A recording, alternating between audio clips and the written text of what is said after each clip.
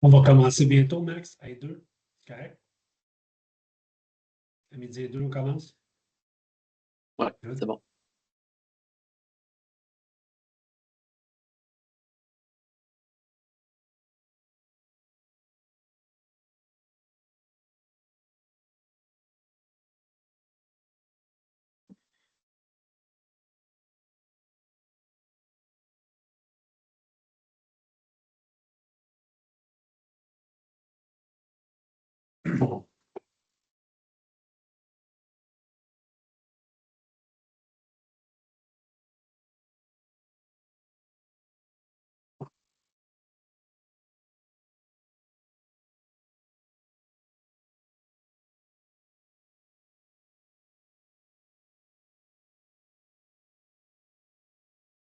On y va, Max?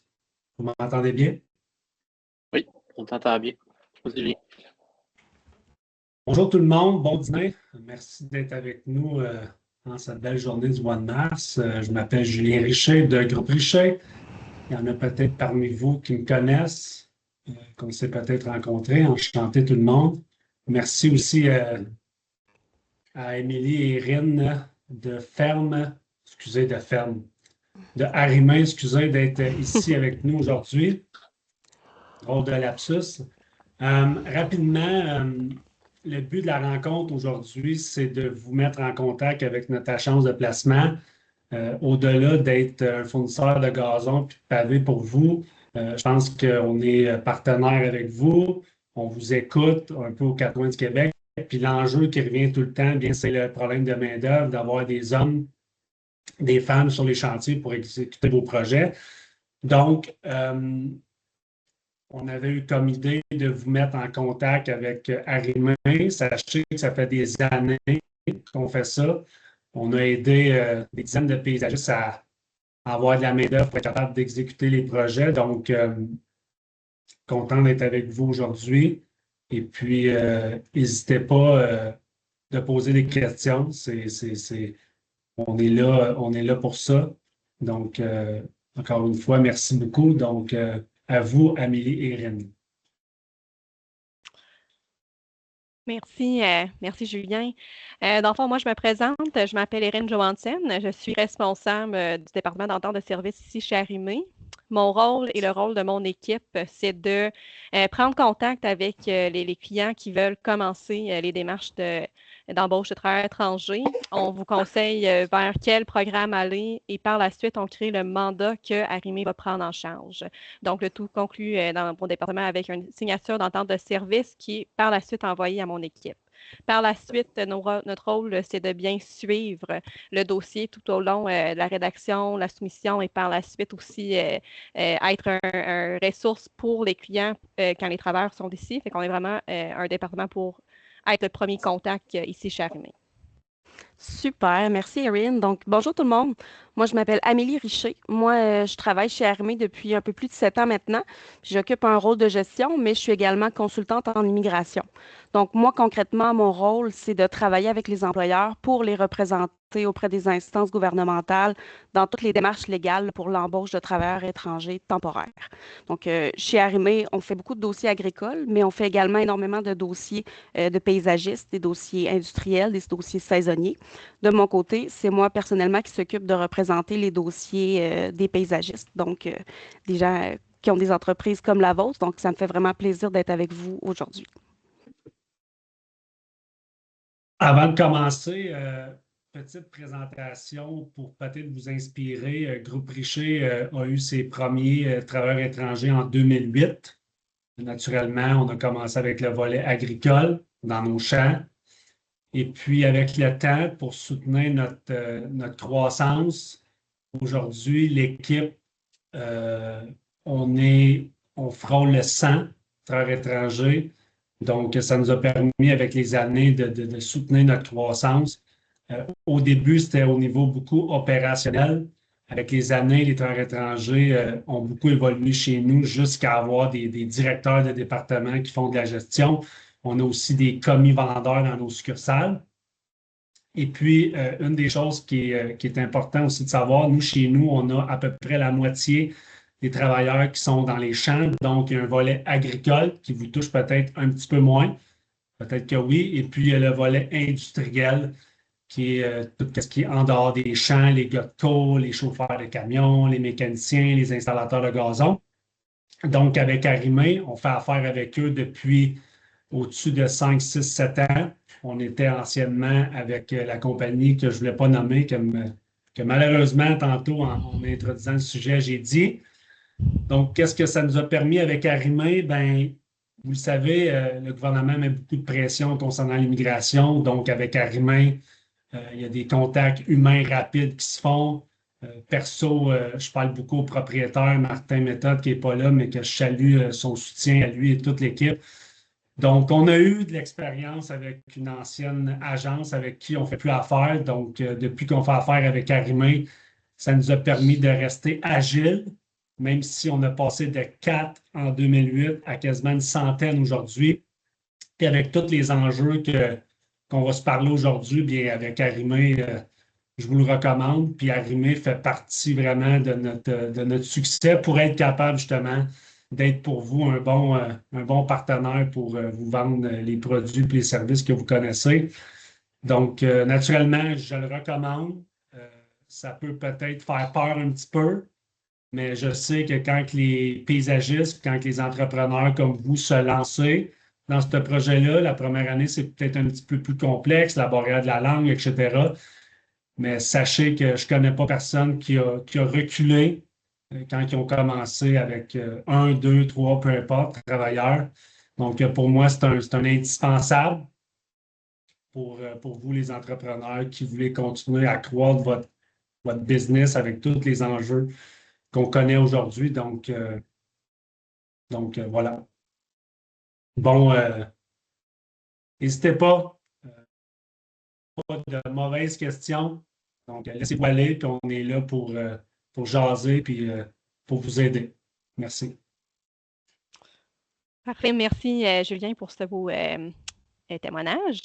Donc, on va commencer la présentation avec juste une petite présentation de qui est Arrimé. Puis par la suite, bien sûr, ma collègue Amélie, elle va prendre le temps de vous expliquer les démarches. Donc, Arrimé, dans le fond, est une agence de recrutement de travailleurs étrangers. Donc, on travaille principalement avec les pays latinos, donc le Mexique, le Pérou, le Guatemala, l'Honduras. On a aussi un recrutement qui se fait dans les pays francophones, donc la Tunisie, le Maroc. Donc, on essaie d'élargir un peu notre banque de candidats avec les pays francophones. Nous, en fond, on est vraiment ici pour faire les démarches de IMT, CAQ, permis de travail. On a aussi une agence de voyage qui fait en sorte que les travailleurs viennent ici au Canada en bonne règle et forme. Donc, on fait voyager environ 5000 travailleurs annuellement. Donc, on est quand même une agence qui voit beaucoup de mouvements. On est très présent sur le terrain et on est ici pour tout accompagner les étapes, que ça soit juste d'avoir des conseils d'immigration jusqu'à vraiment l'arrivée des travailleurs. Super, merci beaucoup, Erin. Donc, si on rentre dans le vif du sujet, Erin, tantôt, a utilisé différentes abréviations pour vous expliquer les démarches pour embaucher des travailleurs étrangers. Comme Julien expliquait au début aussi, c'est vrai que c'est des démarches qui peuvent sembler laborieuses, qui peuvent sembler complexes, mais nous, dans le fond, notre rôle, c'est de prendre en main les démarches pour vous pour que ce soit le plus simple possible, pour que vous ayez juste à vous laisser guider par nos services pour éventuellement avoir la main-d'œuvre dont vous avez besoin. Donc, si on commence par la base d'une démarche pour embaucher des travailleurs étrangers temporaires, on parle de la fameuse EIMT. EIMT, ce que ça signifie, ça veut dire étude d'impact sur le marché du travail. Dans le fond, l'EIMT, c'est la décision conjointe entre le fédéral, donc Service Canada, puis le provincial, le MIFI, qui travaillent ensemble, parce qu'au Québec, on a 2 paliers d'immigration. Donc, Service Canada, le MIFI vont travailler ensemble pour analyser le dossier de votre entreprise, pour évaluer si le fait que votre entreprise embauche des travailleurs étrangers temporaires, ça a un impact positif sur le marché du travail ou si ça a un impact négatif. Donc, Pour une demande de IMT, il y a des frais fédéraux. On parle de 1 000 par candidat.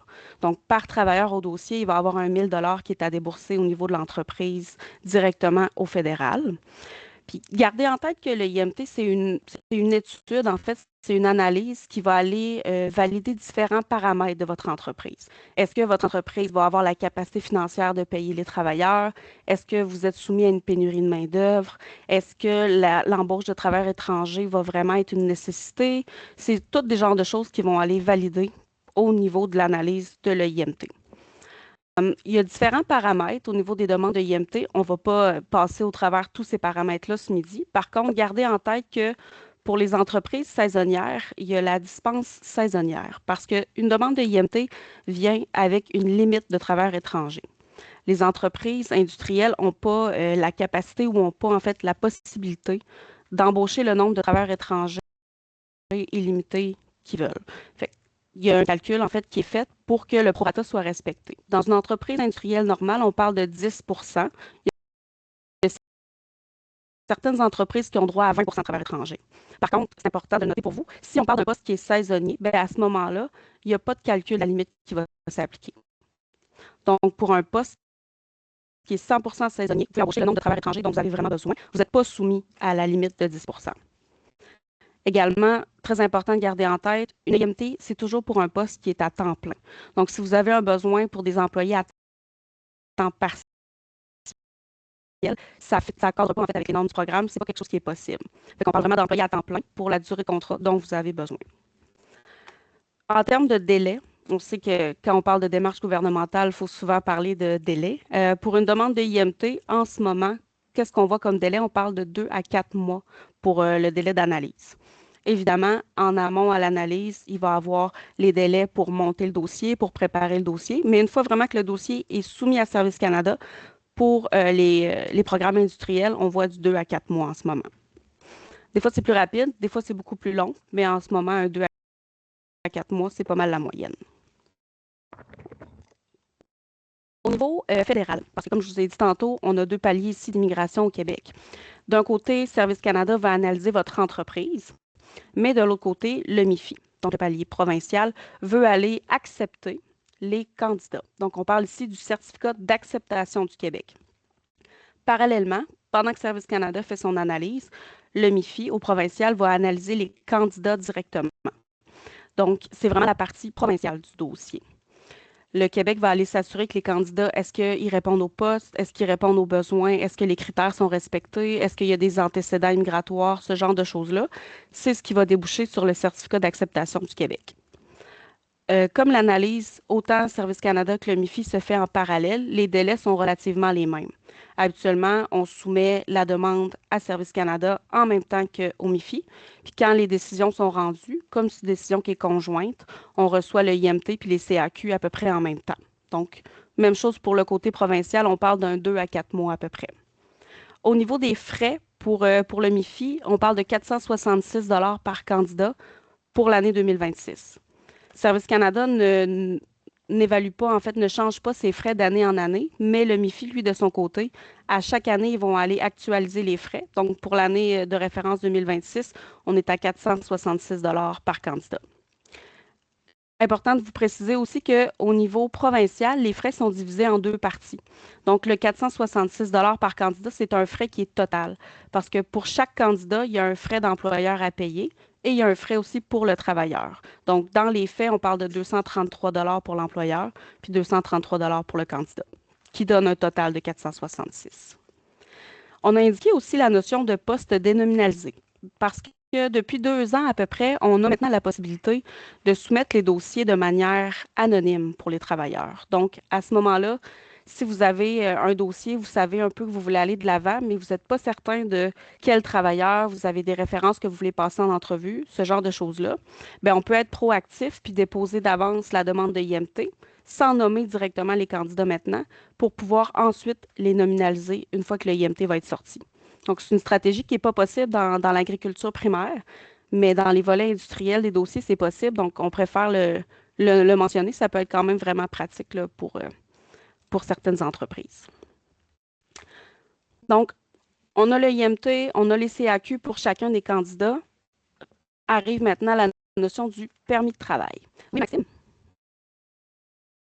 Oui, juste dire à tout le monde, n'hésitez pas si vous avez une question pendant qu'on parle. Je sais que ça va vite des fois, mais n'hésitez pas si vous avez une question. Vous avez un bouton lever la main en haut dans votre barre de menu. Donc, si vous avez une question, n'hésitez pas.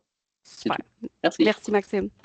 Oui, puis Moi, n'hésitez j'en pas, aurais une. Excuse-moi, je cherche la Oui. petite main, là, mais j'aurais une petite question. Ces frais-là, est-ce que c'est rattaché, admettons, un exemple, je veux faire rentrer quatre employés, je vais payer pour ces 4 employés-là, mais l'année d'après, c'est-tu des frais qu'il faut que je renouvelle tout le temps? Oui. Ou c'est Ouais. juste si j'ajoute, admettons, d'autres. C'est une très bonne question. Tu sais, la logique voudrait qu'une fois que c'est payé, c'est réglé, mais c'est des frais qui sont récurrents à chaque dossier. Fait que dans le fond, à chaque demande de IMT, ils vont être à repayer. Donc, d'année en année, il va falloir les payer à nouveau. OK. Merci beaucoup. Super. Plaisir.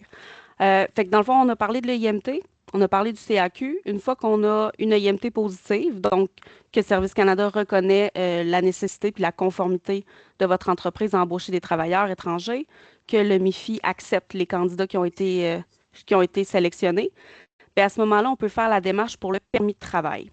Parce que le permis de travail, c'est le document légal qui permet à un individu de faire une prestation de travail au Canada.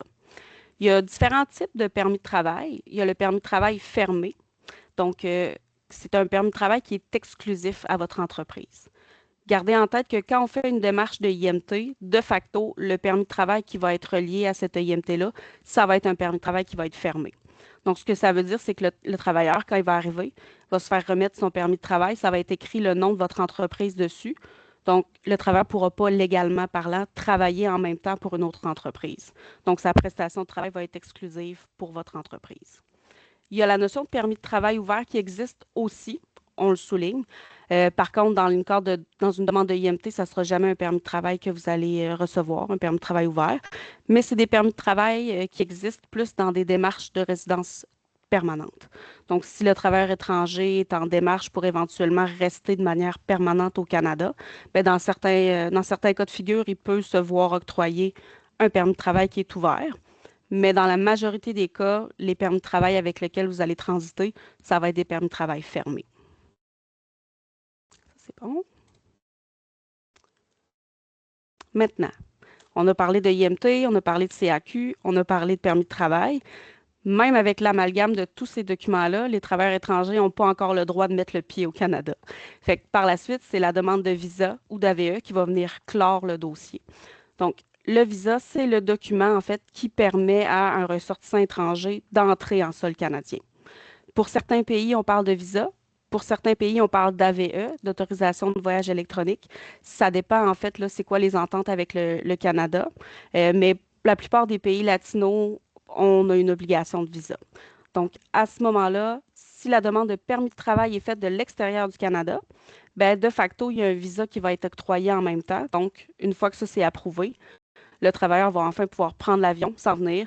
Il va avoir son permis de travail à l'aéroport, puis vous allez pouvoir l'embaucher à ce moment-là. Donc, il va pouvoir commencer son contrat. Fait que vous voyez, il y a différentes instances gouvernementales qui sont impliquées pour l'embauche de travailleurs étrangers. Ce n'est pas un one-time deal, ce n'est pas une seule place qui autorise. C'est vraiment un travail en collaboration entre Service Canada, le MIFI, IRCC pour le permis de travail, puis l'Agence des services frontaliers. Donc, on a 4 instances gouvernementales différentes qui sont impliquées, d'où l'intérêt et l'importance d'être représenté par des professionnels pour gérer toutes ces démarches-là. De notre côté, comment ça fonctionne avec les employeurs quand ils nous approchent pour faire une demande de travailleurs étrangers temporaire? Bien, la première étape, ça va être de déterminer le besoin. Dans le fond, il y a une personne de l'équipe à Erin qui va s'asseoir avec vous, virtuellement ou en personne, pour déterminer vraiment c'est quoi votre besoin. Combien de travailleurs étrangers est-ce que vous avez besoin? Ça va être quoi la durée? Ça va être quoi le poste? Ça va être quoi les tâches? Vraiment aller mettre la base du dossier pour qu'on puisse partir sur des bonnes bases pour faire un dossier qui est conforme puis qui est cohérent avec votre besoin. Oui, Julien? Ton micro est fermé, Julien.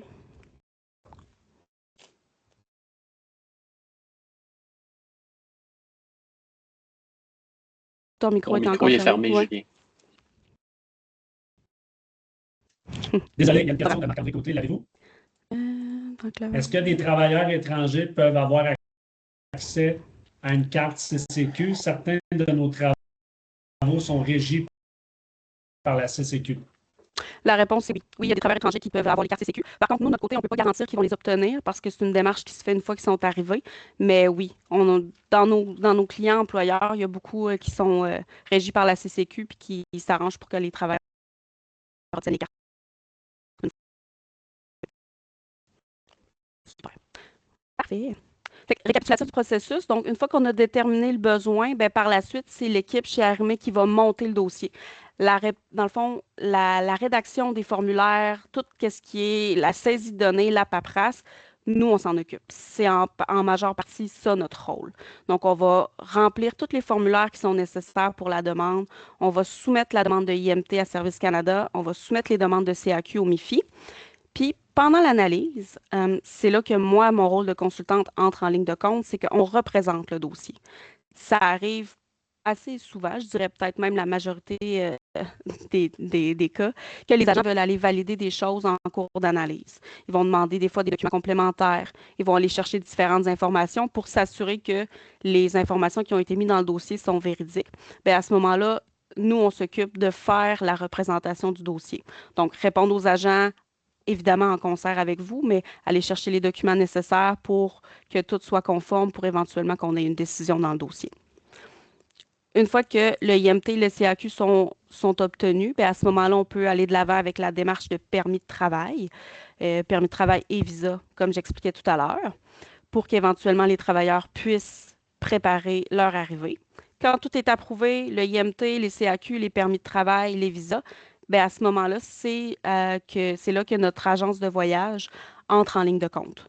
Donc, nous, chez Arrimé, on s'occupe aussi de prévoir les billets d'avion des travailleurs étrangers parce qu'il y a des spécificités qui sont importantes, il y a des choses à prendre en considération quand on veut faire voyager des travailleurs étrangers. Donc, nous, on voulait que notre service soit complet de A à Z, soit clé en main. Donc, à ce moment-là, on a une agence de voyage avec qui fait intégralement partie d'Arrimé. C'est eux qui vont s'occuper avec vous de prévoir les transports des travailleurs étrangers, également les transports terrestres.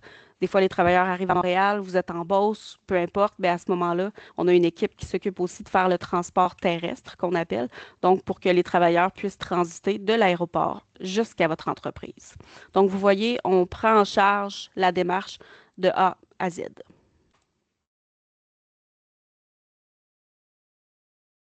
Et je passe la parole à Erin. Ton micro est fermé, Erin. Désolée.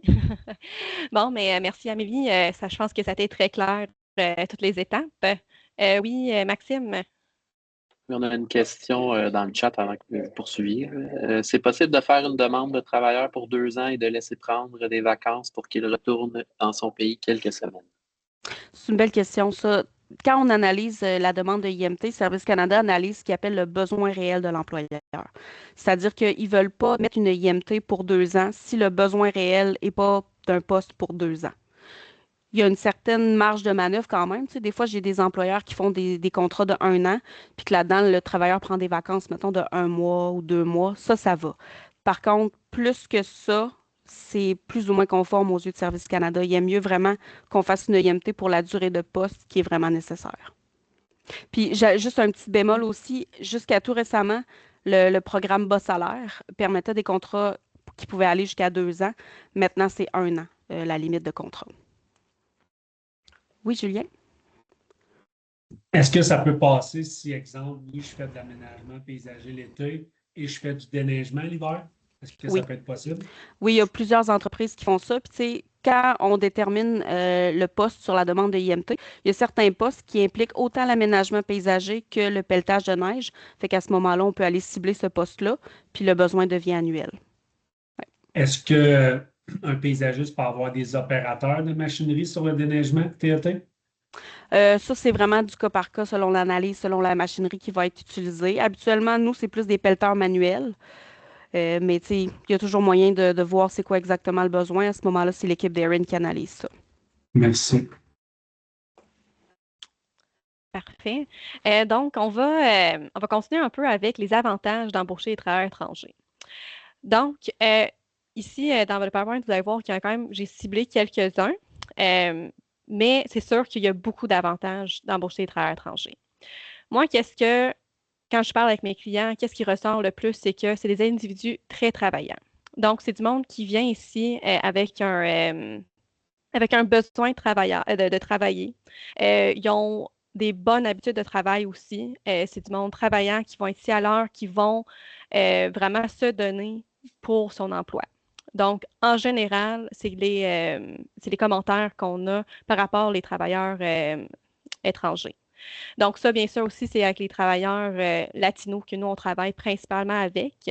Mais en général, à cause qu'ils viennent pour un but de travailler, c'est du monde qui sont ici, puis il devient un travailleur très travaillant.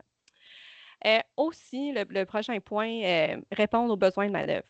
Donc, le programme, comme on vient expliqué, c'est vraiment pour venir pallier le manque de main-d'œuvre. Les travailleurs étrangers, dans le fond, ils répondent à ce besoin, surtout pour des paysagistes. Okay? Qu'est-ce que moi j'entends beaucoup avec les clients, c'est que c'est difficile d'embaucher des Québécois parce que c'est saisonnier. C'est difficile de trouver quelqu'un qui veut venir pendant la saison estivale, mais après ça, pas travailler pendant l'hiver, puis juste recommencer le printemps. Des fois, c'est difficile de combler ce type de poste. Okay?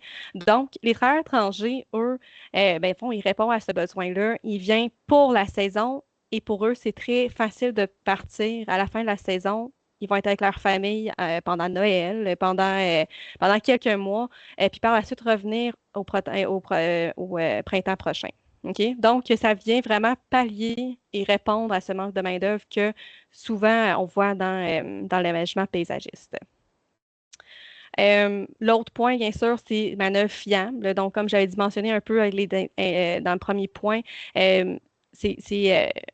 c'est des travailleurs qui viennent ici pour travailler. Donc, ils ne vont pas nécessairement être ici pour faire le touriste ou aller au festival d'été pendant votre saison, vous demandez plein de congés. Ils sont ici pour les semaines de 40, 50, 60 heures. C'est ça qu'ils veulent. Donc, ça vient vraiment être un manœuvre fiable qu'on peut compter dessus. Prochain, dans le fond, avantage, c'est un impact positif sur l'entreprise. Donc, il y a beaucoup d'entreprises qu'après quelques années de manque de main-d'œuvre, ils deviennent un peu, comme on dit, essoufflés de tout ça. Dans le fond, chaque année, ils savent que, c'est comment que je vais trouver mes employés, qu'est-ce que je vais faire, est-ce que je vais avoir assez de manœuvre pour combler tous mes contrats. Fait que le moment qu'ils commencent à embaucher les travailleurs étrangers, c'est un impact extrêmement positif sur leur entreprise. Ils vont réaliser que maintenant, ils sont capables d'aller, dans le fond, combler tous leurs contrats, de répondre à leurs clients de manière plus efficace et aussi, dans le fond, faire en sorte qu'ils peuvent maintenant commencer à grandir leur entreprise aussi de manière stable. Donc, c'est pour ça que l'embauche de travailleurs étrangers a des fois un impact extrêmement positif sur les entreprises ici au Québec.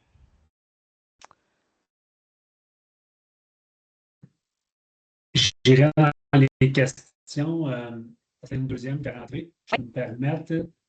Le même que tantôt, Pierre-Luc, qui a posé la question à propos du 2 ans. Si j'ai une entreprise de paysagement et une entreprise agricole, les travailleurs peuvent-ils travailler dans les deux entreprises?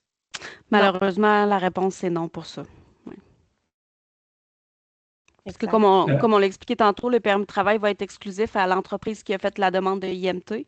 Fait qu'à ce moment-là, c'est pas possible de conjuguer les deux, malheureusement. On y va-tu avec l'autre question? C'est correct? Oui. Les voyez-vous, les filles, les questions? Parce que la question oui, est longue. J'ai lire, là, je vous la laisserai, OK, celle-là? Je vais, dans le fond, je vais répondre. Dans le fond, c'est une question pour le CCQ. Exact. Dans le fond, la question, c'est si on paye 18 $, est-ce qu'il faut par la suite payer le CCQ lors des chantiers? Donc, qu'est-ce qui se passe, en fond, c'est que le IMT va être approuvé pour un salaire minimum établi. OK? Donc, souvent, c'est 18, 19, ça va dépendre sur, dans le fond, le CNP, en fait. Par contre, nous, dans le IMT, on va écrire, par contre, ajusté selon le CCQ. OK? Donc, comme on a bien expliqué au début, on ne peut pas garantir que les travailleurs étrangers vont recevoir leur carte CCQ. Donc, en mentionnant dans le IMT que le salaire peut être ajusté selon le CCQ, les travailleurs vont avoir le droit dès la réception de leur carte, d'avoir ce salaire-là quand ils sont sur les sentiers CCQ. OK? Donc, c'est sûr qu'on ne peut pas payer, dans le fond, le salaire CCQ là, quand ils sont sur les chantiers, mais ça va faire en sorte que quand ils ne sont pas sur les chantiers CCQ, là, on va retourner au salaire de 18 ou 20 qui est ce qui est établi dans le IMT. Si je peux me permettre, avec l'expérience qu'on a chez Groupe Richer, est-ce qu'ils ne voudront plus travailler un taux plus bas? Sachez que de plus en plus, les travailleurs étrangers connaissent leurs droits, connaissent les lois.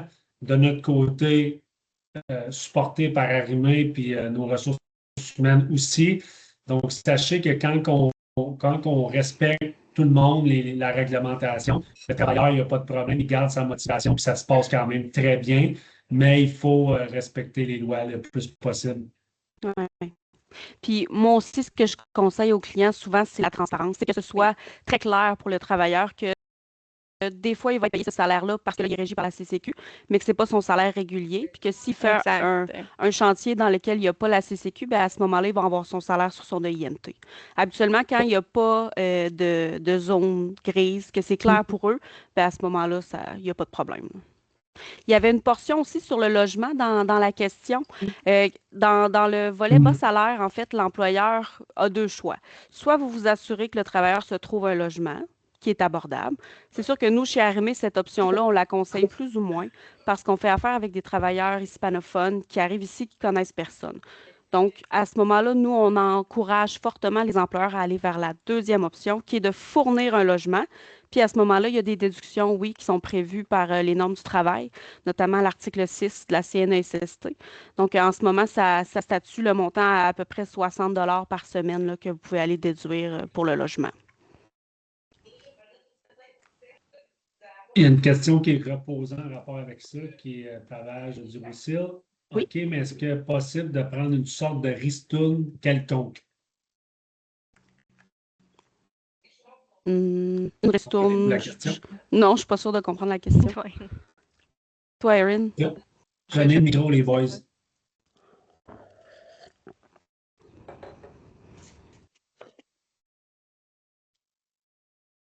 On aurait besoin d'explications. OK, vous avez répondu, c'était pour le logement. Puis mon ami Anthony Dacoury, je pense que ça a le rapport avec la question de Pierre-Luc, un peu plus haut pour mêler agricole, industriel. Je pense, même si ce sont des entreprises liées au sens de l'impôt. Dès qu'on parle, ouais, je comprends la question. Dès qu'on parle de deux entreprises distinctes, dans le sens qu'ils ont chacun un numéro d'ARC, qui ont chacune un NEC différent, bien à ce moment-là, c'est pas possible de conjuguer la prestation de travail des travailleurs. Mais dans le fond, ça va peut-être être plus facile en parlant. Là.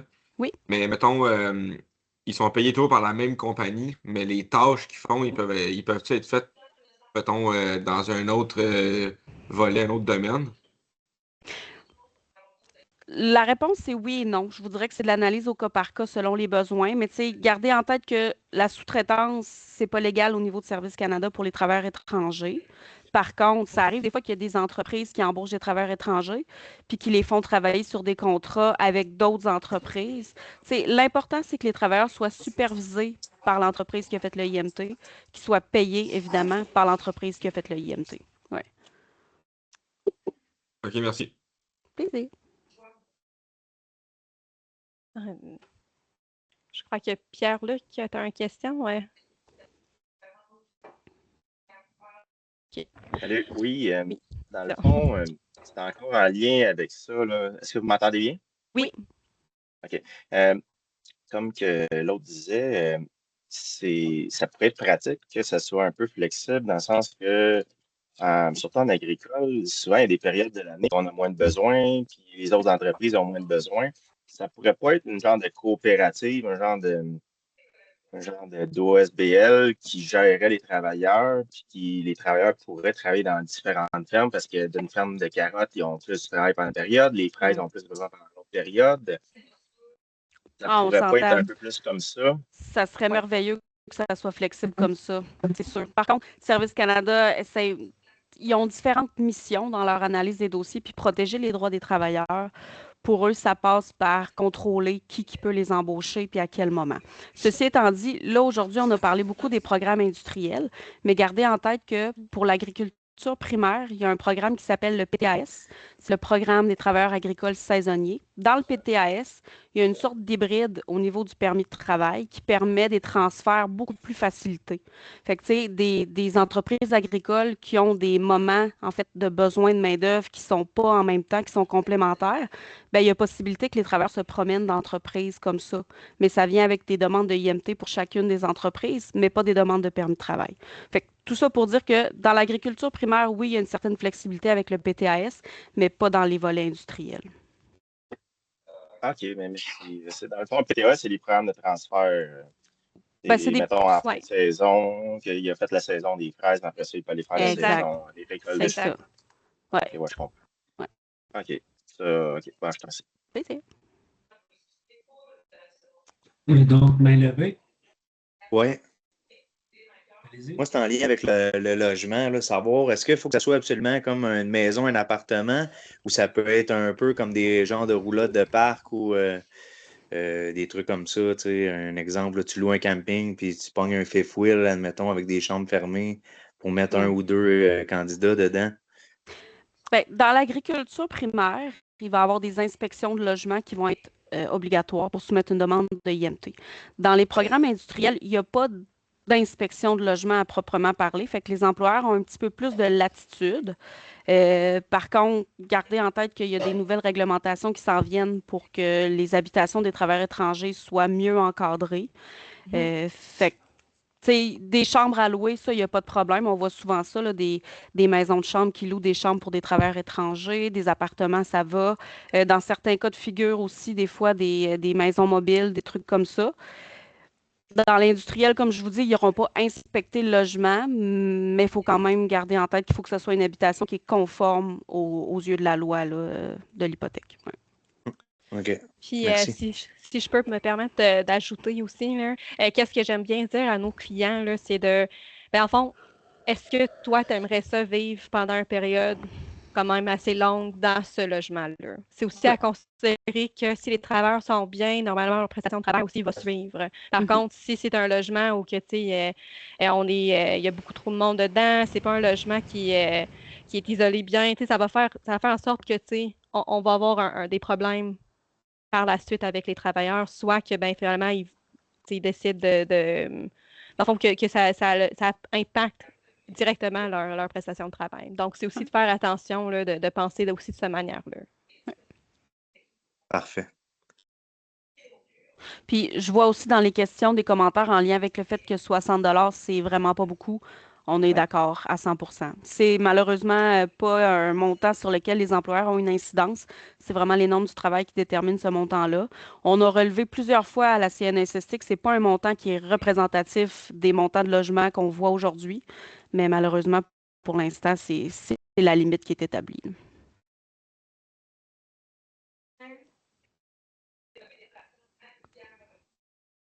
Parfait. Dans le fond, s'il n'y a pas de questions tout de suite, attends, Oscar. Oui, j'ai une question. On est des travailleurs dans le passé, mais quand l'ego il fait l'overtime, les tâches supplémentaires, c'est sûr qu'il y a la même condition que les Québécois au Québec. Oui. Mais quand ils font moins de 40 heures, mettons, est-ce qu'on est obligé de les payer 40 heures garanties? Dans le fond, je vais donner une petite réponse. Après ça, je pense qu'Amélie va sûrement ajouter quelque chose. Dans le fond, le programme Travailleurs étrangers, c'est vraiment un programme qui est fait pour un temps plein. OK? Fait que c'est minimum 30 heures pour être dans le programme de travailleurs étrangers. C'est sûr que nous, qu'est-ce qu'on va mettre dans l'EIMT, ça va être 40 heures variables ou disons, si vous me dites c'est 35 heures variables, c'est ça qu'on va mettre dans l'EIMT. On va le déterminer avec vous. Par contre, si on donne l'exemple que c'est 40 heures dans l'EIMT, puis qu'on a mis la notion variable, moi, je conseille aux clients d'être certaine qu'après, dans un mois, que si on fait la moyenne, on est à 40 heures par semaine. Okay? On doit respecter le plus proche de nombre d'heures qu'on a mis dans l'EIMT et dans les contrats de travail. Exact. Très bien répondu, Erin. En gros, quand Parfait. on fait la demande de IMT, ça vient avec un contrat qui est signé entre vous et entre les travailleurs étrangers. C'est de respecter ce qui est indiqué sur le contrat. Si ça a été écrit 40 heures fixes, à ce moment-là, c'est 40 heures que vous devez payer. Mais s'il y a eu la notion de variable qui est indiquée, là, vous avez une marge de manœuvre. Mais comme Erin a expliqué, gardez en tête que le programme exige une prestation de travail de 30 heures par semaine au minimum. OK. Puis mon autre question, c'était concernant quand les gars ils reviennent, ils ont plus de performance, d'expérience. On veut les payer un peu plus, mais on n'a pas le droit de les payer. Est-ce que ça, c'est vrai ou une façon qu'on pourrait rajouter les salaires pour les payer un couple de pièces de plus, puis Ben, qu'on est en droit? Absolument, ben oui. Puis c'est de plus en plus les employeurs voient une fidélité dans leurs travailleurs, puis ils veulent la souligner, cette fidélité-là. Fait qu'à ce moment-là, il y a différentes possibilités. S'il y a une échelle salariale à l'interne de votre entreprise qui bonifie selon l'ancienneté, on peut l'appliquer à la demande de IMT. À ce moment-là, un travailleur nouveau va, mettons, être payé 18 de l'heure, mais un travailleur qui a 2 ans d'ancienneté, ben, il va être rendu à 20 de l'heure. Ou ce qu'on conseille aussi souvent, c'est de faire différents dossiers. Parce que habituellement, c'est un salaire par demande de IMT. Mais si vous avez une batch de travailleur qui est payé 18 ou 19, mais on fait une IMT à 18, puis l'autre batch qui est payé, mettons, 22, 23, ben à ce moment-là, on fait un deuxième dossier pour ce salaire-là, en indiquant que c'est un dossier qui nécessite de l'ancienneté dans votre entreprise. OK, merci. Merci. Puis, Puis, Anthony. OK, non, pas dit Annie. non, j'allais donner la parole à Anthony, c'est bon. OK, bon. Dans le fond, c'était pour le taux horaire, savoir c'est qui fixe le. Comme j'avais écrit dans la discussion. Là. Parfait. C'est une très bonne question. Je vais me répondre. Puis, Amélie, si tu as d'autres choses sur dans le fond, le salaire est déterminé par le MIFI, fait que le gouvernement québécois. OK? Donc, pour chaque classification nationale des professions, fait que chaque poste, en fait, le MIFI va nous établir un salaire minimum qu'on peut offrir aux travailleurs étrangers. OK? Il y a certains CNP, fait que postes que c'est le salaire minimum. Par contre, il y en a d'autres que c'est automatiquement minimum 20 par exemple. OK? Donc, lors de l'analyse des dossiers puis des besoins, mais on va déterminer c'est quoi le salaire minimum qui peut être offert. Puis bien sûr, vous pouvez offrir plus là, si vous voulez, mais le salaire minimum là, va être vraiment établi par le MIFI. La seule exception à ça, excuse-moi, la seule exception à ça, c'est si votre entreprise est syndiquée. Si votre entreprise est syndiquée et qu'il y a une échelle salariale à ce moment-là, c'est ça qui va primer versus le guide que le provincial nous donne. OK, puis dans le fond, dans le salaire horaire, c'est une chose, mais après ça, il faut qu'on rajoute les frais d'hébergement à nos frais. Fait que dans le fond, qu'est-ce que vous allez faire? C'est que, par exemple, si vous avez 4 travailleurs, vous allez louer un logement pour 4 travailleurs, par exemple, ou acheter une maison, peu importe. Puis, dans le fond, sur le paye, directement sur le paye, vous pouvez faire la déduction du logement. Donc, comme on a discuté, là, c'est environ 60 Donc, ça peut être fait directement sur le paye. Avec autorisation écrite, oui. Oui, bien sûr. Oui. OK. Oui, Fatima? Salut. Bonjour. Moi, j'avais une question. Au fond, quel serait le meilleur moment pour faire cette demande-là, pour préparer à notre saison? Au fond, le meilleur moment pour commencer le processus, puis s'assurer d'avoir les réponses avant que la saison commence ou en début de saison, et pas le faire à n'importe quel moment, puis qu'à la fin, on se ramasse en personne. Oui, excellente question. Nous, chez Armée, on dit souvent que la préparation de l'organisation, c'est le meilleur outil qu'on peut avoir. Pour les dossiers industriels, on recommande 1 an d'avance, 10 mois d'avance à peu près, pour avoir une marge de manœuvre parce qu'il y a un affichage de poste, on n'en a pas parlé aujourd'hui, mais à la base, avant de soumettre la demande de IMT, il faut faire 1 mois d'affichage dans l'industriel pour montrer qu'il y a eu des tentatives de recruter des Canadiens. Fait que juste ça, c'est 1 mois. Après ça, il faut monter le dossier, tout faire la soumission, l'analyse. Fait qu'un bon 10 mois d'avance, habituellement, c'est ce qu'on conseille. Ah, OK, c'est super. J'avais aussi une autre question, parce que j'ai manqué un petit bout. Si on a une licence RBQ, est-ce que ça renforce la demande ou ça ne change rien vu qu'on fait juste on poursuit le programme? Bien, ça dépend en fait de c'est quoi le poste que vous avez besoin. Si vous avez une licence RBQ puis vous voulez des manœuvres en construction, oui, ça peut être un petit plus. Puis quand on fait la demande de IMT, il faut prouver la légitimité de l'entreprise. Donc, que c'est une entreprise qui existe bel et bien. Puis la licence RBQ peut servir à ça. Donc, oui, c'est quand même un avantage. OK, merci. Pour moi, c'est tout. Merci.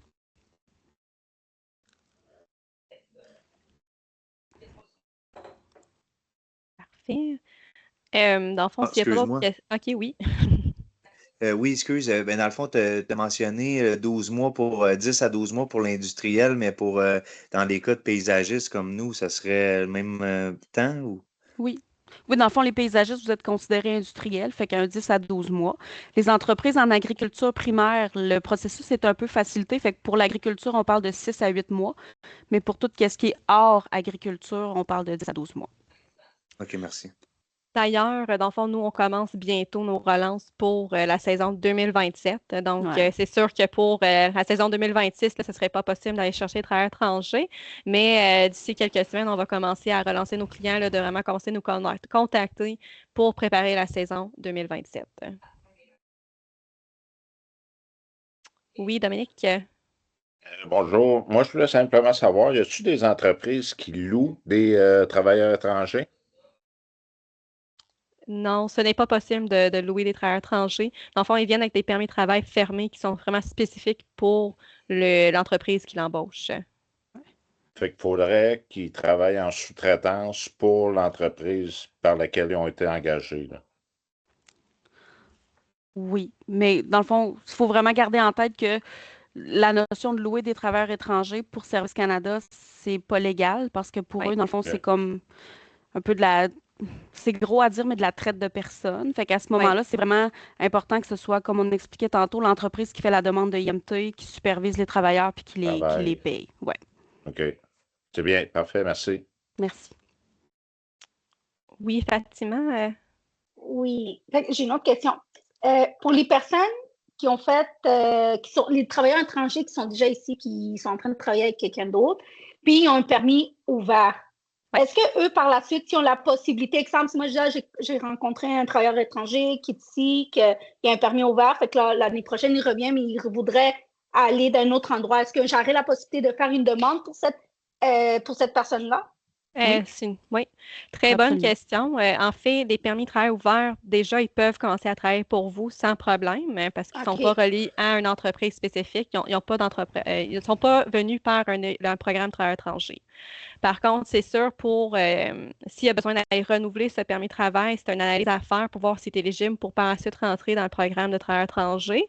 Mais en temps normal, là, ça fonctionne. Là, puis si OK. c'est la seule manière pour aller renouveler un permis pour être capable de construire ici au Québec, au Canada, on peut passer par le programme de travail étranger. Ah, c'est super. Quand on fait le programme, qu'on commence à à se préparer puis faire la demande, est-ce que Oui. nous, on peut choisir si on choisit un permis ouvert ou fermé Non. ou c'est le travailleur qui décide? Dans le fond, je vais laisser Amélie Oui. répondre. Ben, dans le fond, ce qui va déterminer si le permis de travail est ouvert ou fermé, c'est le programme par lequel vous passez. OK. Dès qu'on parle d'une IMT, ça va mener à un permis de travail fermé.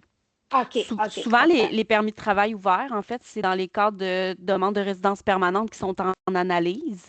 Fait que ça, c'est un candidat qui transite vers la permanence. À ce moment-là, il va avoir un permis de travail ouvert. Des fois, c'est des conjoints ou conjointes de travailleurs étrangers le conjoint, lui, a un permis de travail fermé, mais le conjoint ou la conjointe, elle va avoir un permis de travail ouvert. Fait qu'il y a différents cas de figure, mais gardez en tête que dès qu'on parle d'une IMT, c'est un permis de travail fermé. Parfait. Merci. Plaisir. Je vois une question. Quel est le délai de réponse pour la demande de permis de travail? Donc, ça dépend vraiment sur le pays. En fait, l'IRCC annonce des délais différents par pays, en fait. Fait que si on parle de Guatemala, en ce moment, c'est environ 3 semaines pour l'analyse du permis de travail. Ça n'inclut pas, par contre, aller chercher le visa et, dans le fond, toutes les approbations aussi, mais c'est environ 3 semaines. Par contre, si je parle de la Colombie, des fois, on voit des délais un peu plus longs. Si je ne me trompe pas, là, on est environ à 7 semaines. Donc, le pays va déterminer c'est quoi les délais de traitement en vigueur.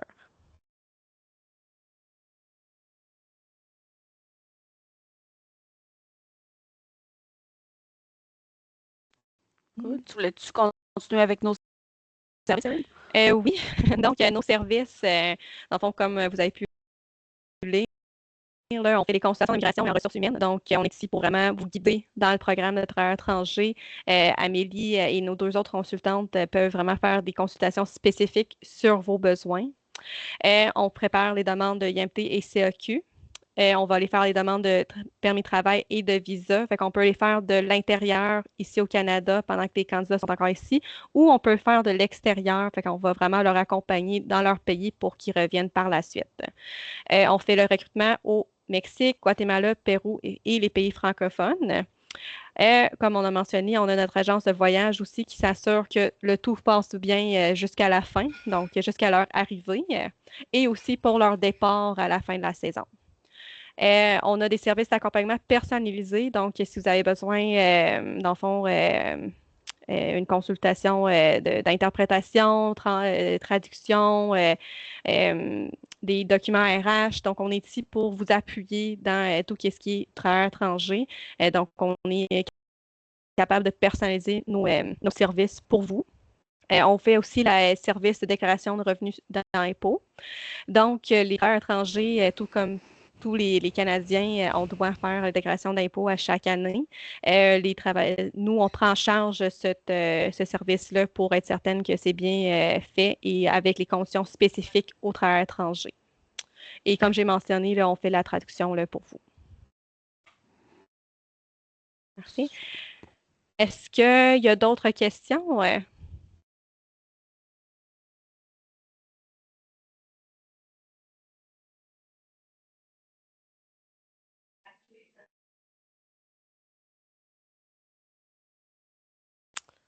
Moi, j'aurais une petite question. Bonjour. Oui. C'est encore Pierre-Luc. Par rapport aux frais que vous prenez, c'est comment ça marche? J'ai peut-être manqué un peu cette partie-là. J'étais arrivé un peu en retard au début, ou je ne sais pas si tu en as parlé, ou c'est peut-être en discutant directement avec vous, là, mais comment ça fonctionne pour les Exact. frais de... Exact. Fait que dans le fond, les frais qui étaient mentionnés par Amélie pendant la présentation, c'est vraiment les frais gouvernementaux. Bien sûr, à RIMI, on a des frais professionnels aussi. OK?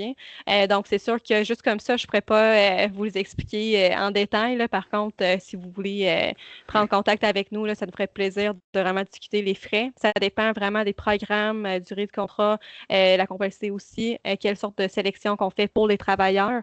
Donc, je vous invite à nous appeler, là, puis quelqu'un dans mon équipe va vous répondre, là, puis on va discuter de frais. OK, parfait. Merci. Oui, Julien.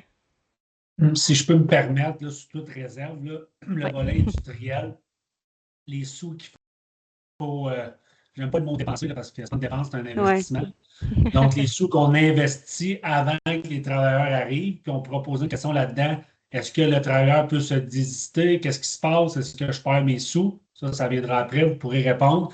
Mais nous, là, pour le volet industriel, là, puis ramener ça à l'heure, là, vous allez apercevoir que si le travailleur fait 2000 heures, ça devient pas cher. On ramène tout à l'heure en bout de ligne. Là. Même chose pour le logement, quand on doit payer puis une partie des avions. Mais le frais, je pense que nous, c'est à peu près 4000 $. Donc, si le travailleur fait 2000 heures, ben, rajouter à peine 2 $ de l'heure à son salaire. Pour nous, c'est environ ça. Super. OK, merci. C'est juste une précision aussi. Tantôt, j'ai parlé des frais gouvernementaux. Gardez en tête que les frais fédéraux, donc le 1 000 $ par candidat au dossier, ça, c'est un frais qui appartient à 100 % à l'employeur. Donc, ça, légalement, vous ne pouvez pas aller chercher ce frais-là au niveau du travailleur. Par contre, dans les frais provinciaux, il y avait un 233 $ par travailleur qui est pour sa demande de CAQ. Le CAQ, c'est un document qui appartient au candidat. Fait qu'à ce moment-là, ce montant-là de CAQ, vous pouvez demander au travailleur de vous le rembourser. Toujours avec une autorisation écrite si vous le faites par déduction sur la paye.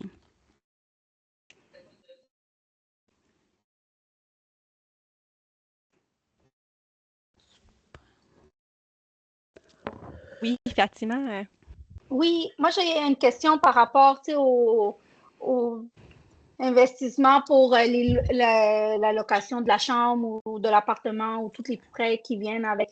Ça, on peut les rentrer dans nos impôts, dans nos déclarations comme déductions qui font partie de l'entreprise ou non? C'est une excellente question. Malheureusement, je n'ai pas la réponse pour ça. Peut-être, Julien, toi, en tant qu'employeur de TET, tu serais peut-être mieux placé. C'est pas moi qui fais la comptabilité. Oh,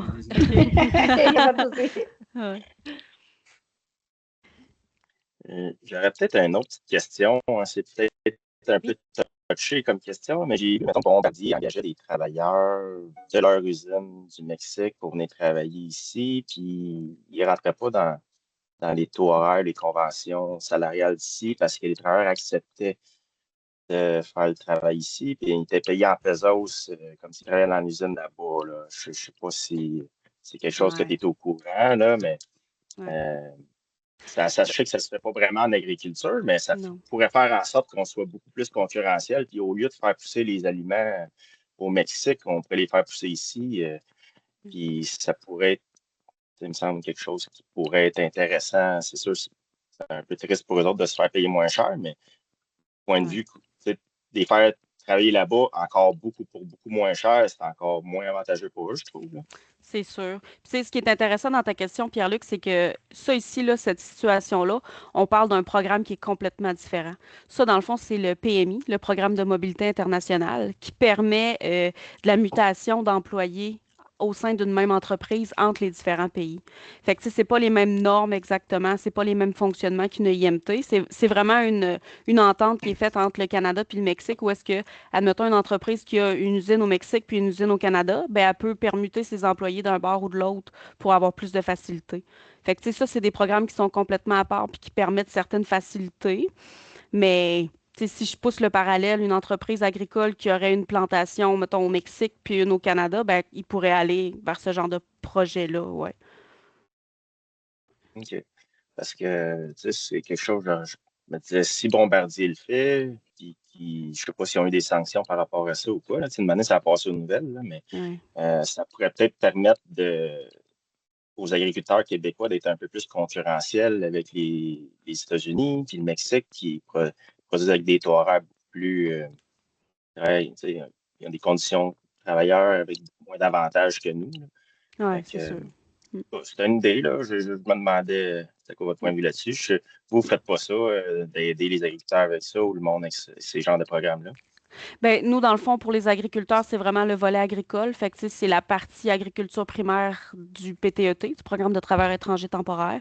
Puis, tu sais, gardez en tête que le volet agricole a quand même plusieurs facilités versus le volet industriel.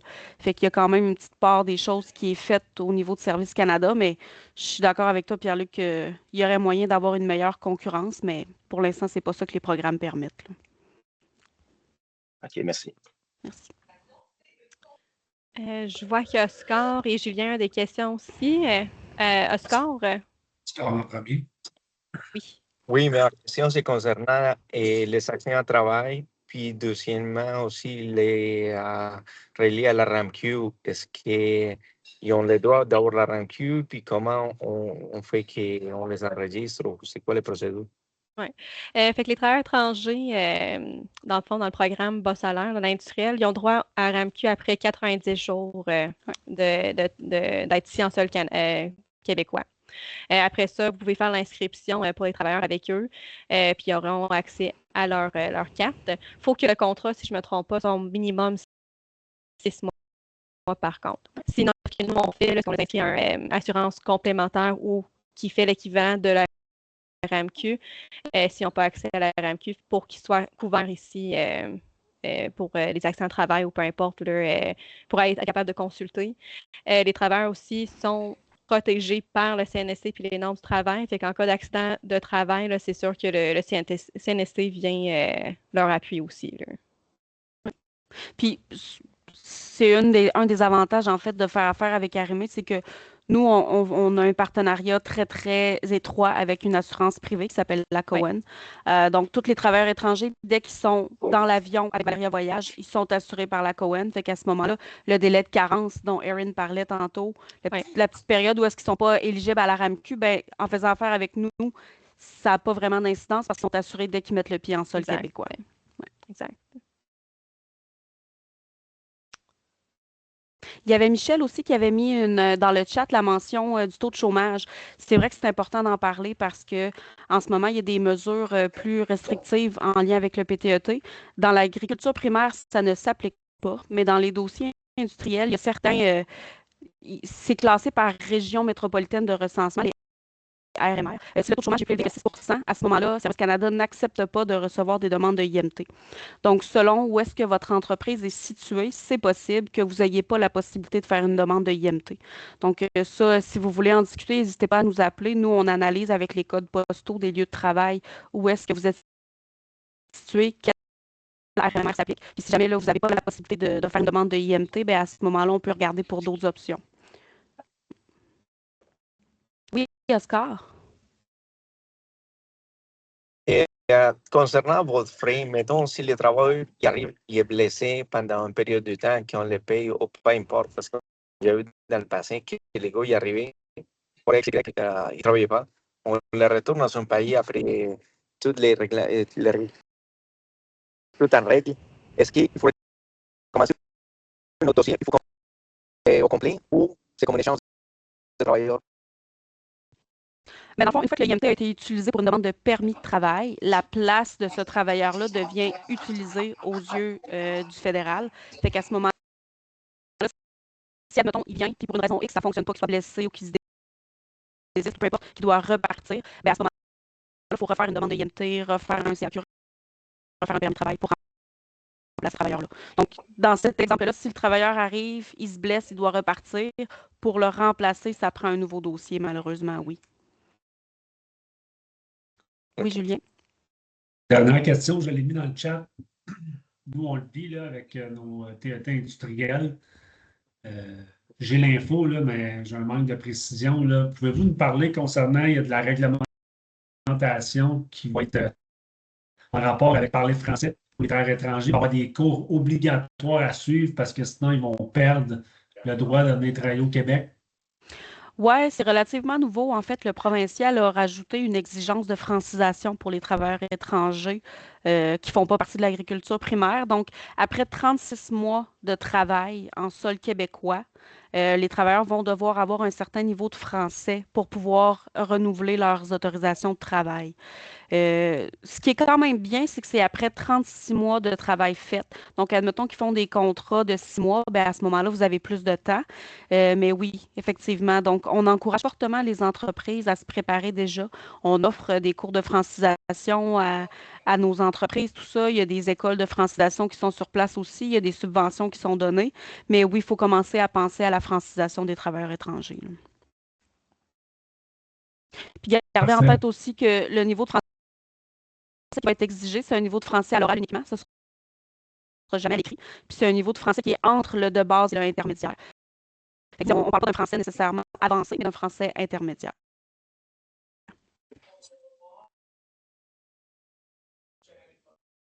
C'est la fin. Si je peux me Dernière permettre. pour moi. Oui. Comment est-ce que les travailleurs ou les entrepreneurs ont des outils pour la barrière linguistique? Mettons, quand les travailleurs arrivent, comment c'est géré tout ça? Dans le fond, moi, les conversations que j'ai avec mes clients, là, que c'est souvent dans le fond, les téléphones qu'ils utilisent. Là. Donc, soit ils vont communiquer par Messenger ou par WhatsApp avec leurs travailleurs, ou soit ils vont comme l'utiliser pour faire la traduction de base. C'est sûr que moi, je suggère toujours c'est peut-être la première, pour l'intégration, d'avoir quelqu'un qui parle l'espagnol avec vous là, pour essayer d'aider, expliquer les tâches. Mais par la suite, les travailleurs, là, de ce que je vois avec mes clients, c'est qu'ils apprennent très bien les tâches par la suite, puis ils commencent à comprendre. Là.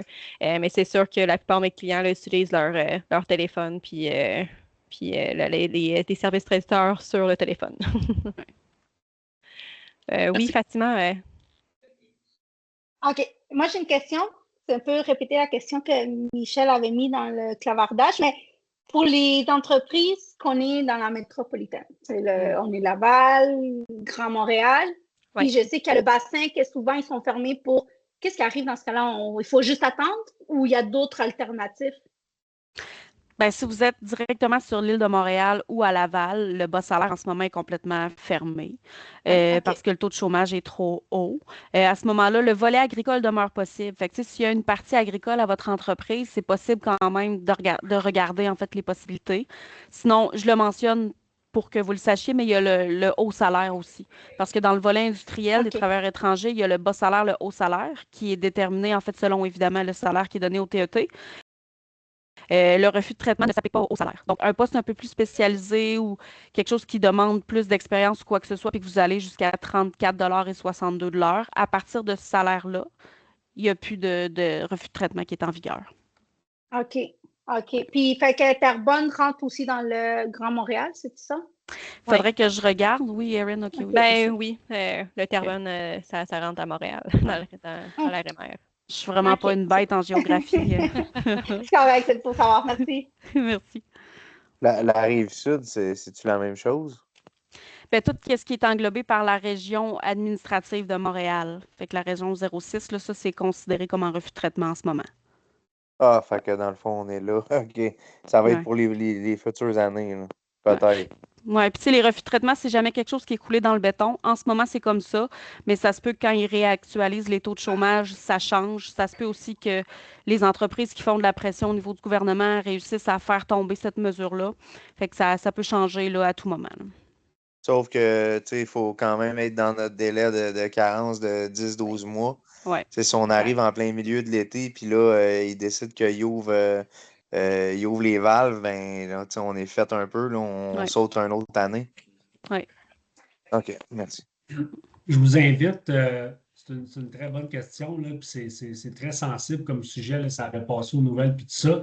J'ai mis dans le chat, tout le monde, mes coordonnées, mon numéro de téléphone. Vous pouvez m'appeler en tout temps. Si je ne réponds pas, inquiétez-vous pas, je vais vous rappeler.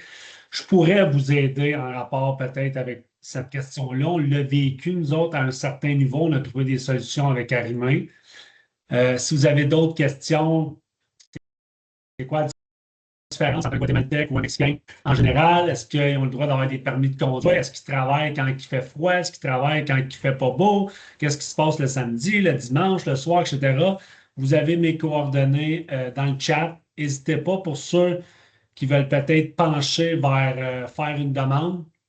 Oui, Arrimé est là, mais Groupe Richer, de toute façon, on se connaît minimalement. Je suis capable de vous partager. Ça fait presque 20 ans que je partage ma vie professionnelle et personnelle avec certains parce qu'il y a de l'amitié qui s'installe là-dedans. Donc, ça va me faire plaisir de répondre à vos questions pour vous aider à, peut-être pour certains, à garder votre business en vie, là, puis pour d'autres, pour l'emmener à un certain niveau. Donc, écoutez, la seule chose que je peux vous dire, voyez ça comme un investissement et non comme une dépense. Puis selon moi, pour en discuter beaucoup avec plusieurs de vous, puis plusieurs paysagistes partout au Québec, là, vous avez le même enjeu. Ce qui coûte cher, c'est de ne pas en avoir.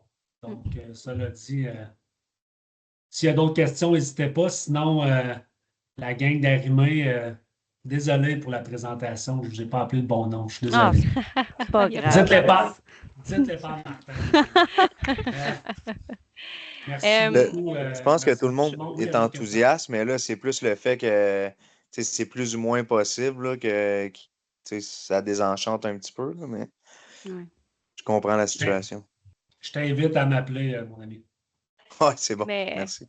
Aussi, moi, je vous invite aussi à nous appeler ici chez Arrimé, là, notre équipe de conseillers en recrutement, là, ça va vous faire plaisir de parler avec vous, discuter de vos besoins, voir qu'est-ce qui est possible, puis aussi vous guider là, si vous êtes dans le fond, vous voulez avoir les stratégies là, possibles pour votre entreprise, puisque vous êtes dans la RMR de Montréal aussi, vous voulez juste avoir plus d'informations, là, on est ici pour vous répondre, puis on est ici pour élaborer les stratégies avec vous aussi. Là. Super. Donc, merci beaucoup. Bonne fin d'hiver. Pas une belle journée pour dire ça, là, mais le printemps s'en vient. Et puis, pour ceux qui sont, j'en profite, pour ceux qui sont clients chez nous et qui veulent le devenir, peu importe, merci beaucoup de votre business. Merci beaucoup pour la belle année à venir. Puis, nos représentants aussi sont là pour répondre à vos questions, puis à remettre vos prix, puis vous préparer pour avoir une belle saison, tout le monde ensemble. Super. Merci beaucoup, Merci tout le monde. beaucoup. Merci. Bonne fin de journée à tout le monde. Merci beaucoup. Merci. Merci. Bye. Merci, Julien. Salut. Bye bye.